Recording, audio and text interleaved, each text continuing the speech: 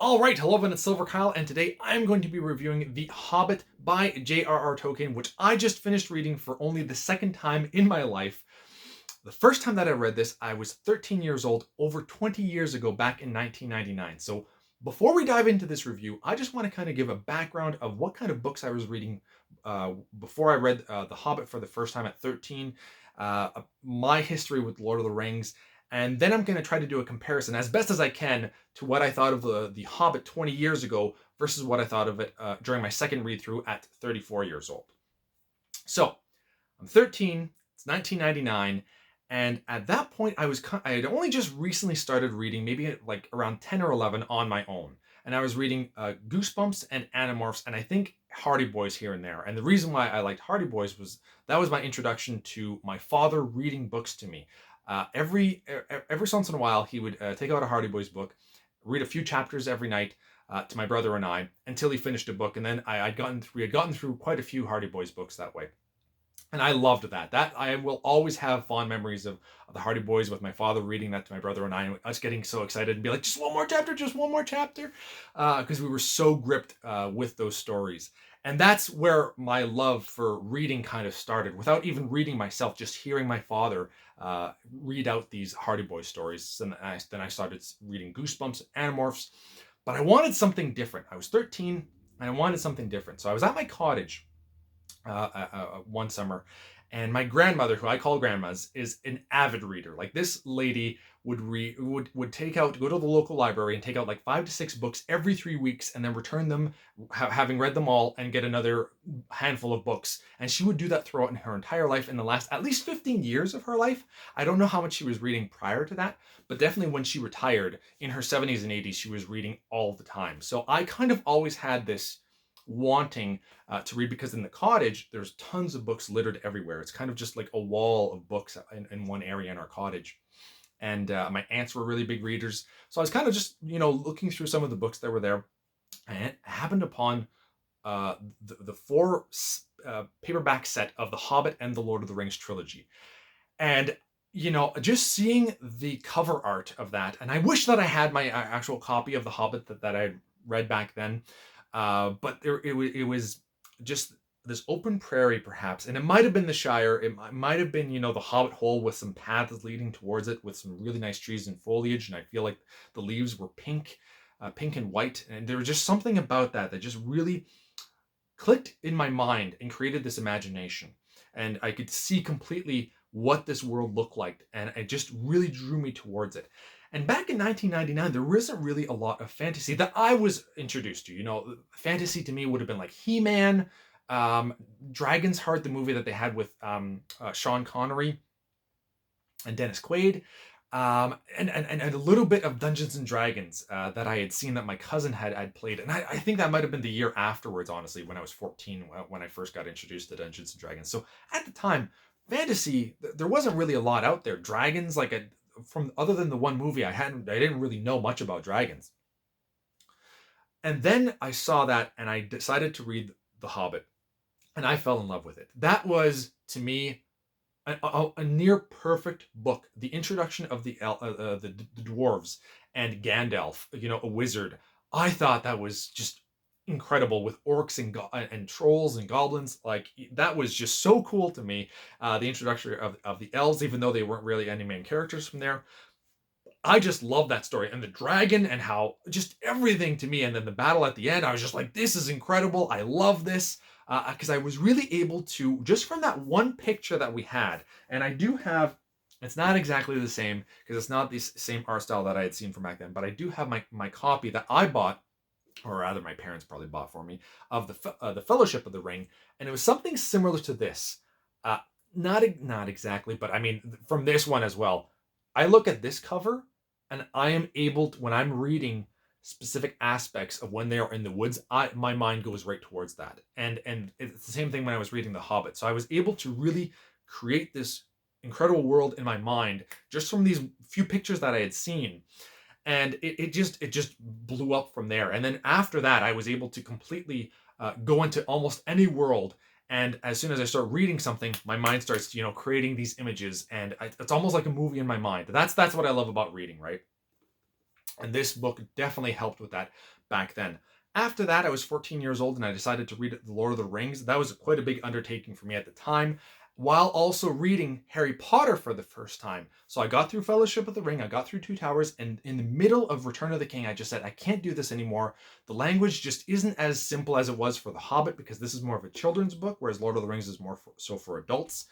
And I was reading Harry Potter at the time, which is also very easy and even more modern, obviously, than this book, which was from 1937, I believe, whereas Harry Potter was the 90s.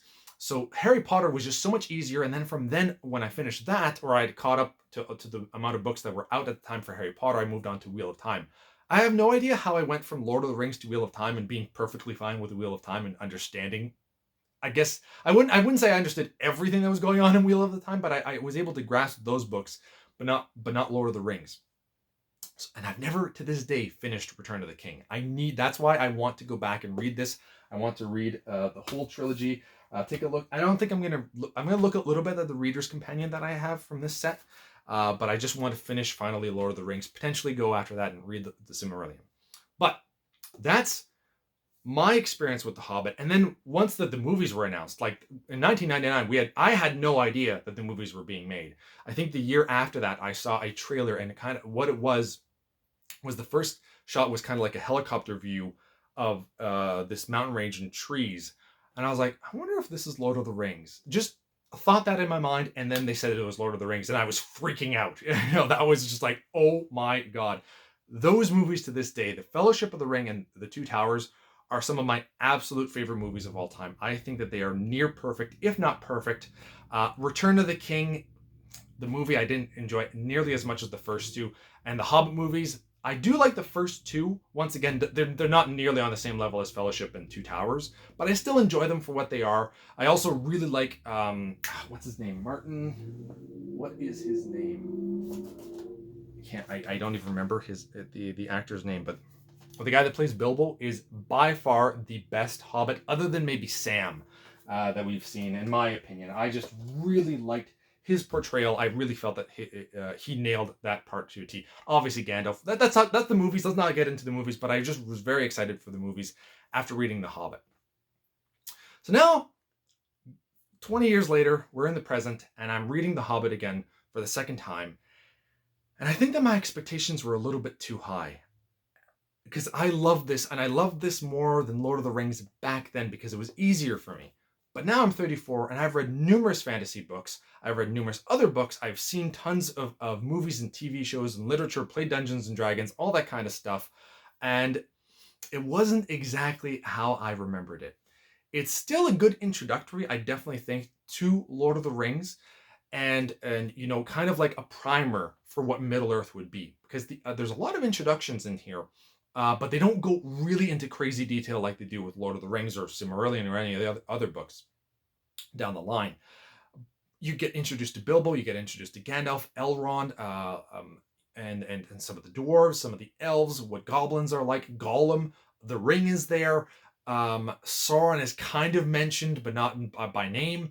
And so there's a lot of introductories in this that kind of just makes it easier to transition to Lord of the Rings reading it afterwards, because a lot of what happens in this book obviously transitions into Lord of the Rings as well. But it's not...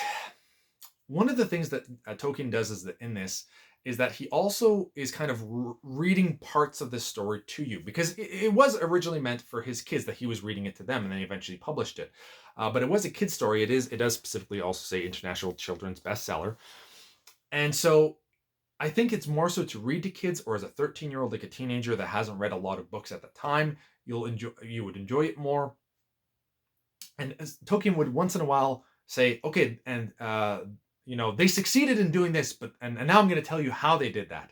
So he's always kind of jumping ahead and saying that they completed this or they did this, and we're going to get there now, and I'm going to show you how they got there. And I don't really like that. I don't like, I never really... Foreshadowing can kind of work sometimes, but it has to be done in such a way that's almost as if there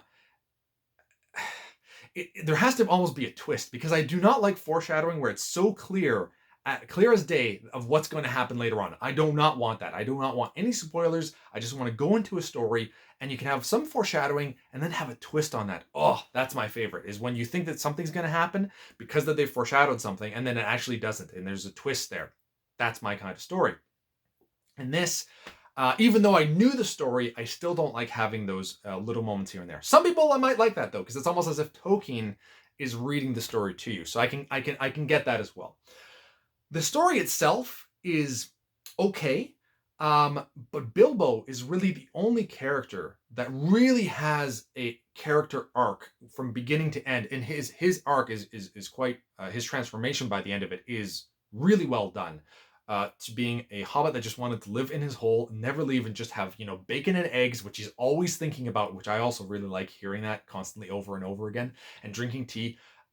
He wanted a simple life, and then he ended up going on this just because he felt like he had to, and then he ends up being the voice of reason by the end of it, where all the dwarves are looking towards him. These battle-hardened dwarves that have been in numerous battles that are hundreds of years old are looking to him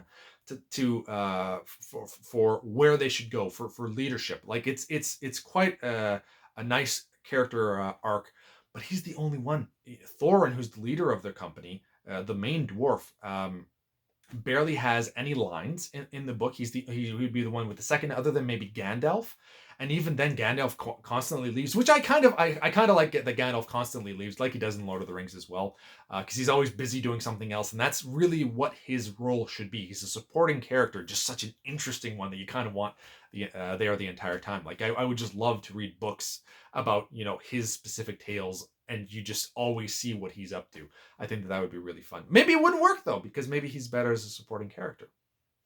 But yeah, and then there's 13 dwarves here, and the only other ones that maybe had a little bit of time in this book to kind of have a few lines is Balin and Bomber, and Bomber is just a really fat hobbit, so he's not that interesting, and I didn't even find it that comedic, to be honest. And in the movies, I really didn't like him either. Like, it was just way too cartoony to me. When you think of like the Lord of the Rings that preceded it, and then we have the same characters, and it's in the exact same world. It's the same actors playing their respective roles again. So I really didn't like how cartoony Bomber was in the movies, but in the book itself too, I just really didn't get into it. Gollum is kind of interesting, because it's the first time with the riddles, and I did like that, but I feel like I liked his character more in Lord of the Rings from what I remember from 20 years ago here. So it's an okay story. It's better than okay, and it's a good introduction to Middle Earth. I really like the character arc of Bilbo. I liked how they did a good job with Gandalf as well. But everybody else, I wanted more from these. Like, I don't remember any of the other dwarves really. Like, they really didn't have much to say. They didn't really do that much. They were kind of just there. So it's almost like there's no even big point. And having these other, they're just essentially fodder to keep it like 13 characters going around and stuff. It's, to me, just wasn't exactly what I was expecting from the high praise that I had in my mind previously. It's still definitely a good book, and I would give it out of 5 stars. I really don't like giving stars to these books, but I feel like people always want to see how you rate it. I would give it a 3.5 out of 5 stars. On Goodreads, you don't have 0.5, so I would probably give it a 4. That's what I ended up giving it, because I think that it is still an excellent read and introductory to the Lord of the Rings and Middle Earth, but it's not there. There's still a lot that I feel could have been improved, and I feel that with Lord of the Rings, now that I'm older, I'll actually end up appreciating it over The Hobbit, which is going to be interesting because you're going to see that transition of the flip. The younger that I was, I liked The Hobbit more, and now older, I think I'm going to enjoy Lord of the Rings. So I cannot wait to dive in to Lord of the Rings now, which with my other copies over here. So anyway, that's what I think of The Hobbit. So I would like to thank everybody for watching. You have been Bearded In. Let me know in the comments below what you think of The Hobbit and Lord of the Rings. And I'll let you know in a little while what I think of the next trilogy of The Lord of the Rings. Beardage.